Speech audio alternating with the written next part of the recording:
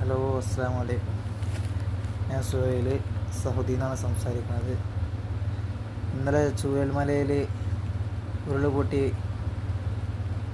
240 ആളുകൾ മരണപ്പെട്ടു. ഒരുപാട് ആൾക്കാരെ കിട്ടിയിട്ടില്ല. മരണസംഖ്യ കൂടാനും ചാൻസ് ഉണ്ട് എന്നൊക്കെ കേട്ടു. പക്ഷേ ഇതിൻ്റെ ഒക്കെ ഇടയിൽ ഇതിൻ്റെയൊക്കെ വാർത്താ പേജിൽ വാർത്ത വരുമ്പോൾ ഈ വാർത്താ പേജിൻ്റെ അടിയിൽ കമൻറ്റിൽ നിന്ന് കാണാം ഓരോരുത്തരെ വർഗീയത സംസാരിക്കുന്നത് ഈ നേരത്ത്. കാണുമ്പോൾ സങ്കടമായി പോയിട്ടോ. അതുകൊണ്ട് ലൈവിൽ വന്നത്. എന്തിനാണ് ഈ നേരത്തൊക്കെ വർഗീയത എന്ന് എനിക്കറിയില്ല. ഈ നേരത്തില്ല, ഒരു നേരത്തും വർഗീയത പാടില്ല. എന്തെല്ലാം വർഗീയത സംസാരങ്ങളാണ്. അള്ളാഹു എന്നൊക്കെ നമ്മൾ കാത്തുരക്ഷിക്കട്ടെ അങ്ങനത്തെ വർഗീയത സംസാരത്തിൽ നിന്നൊക്കെ.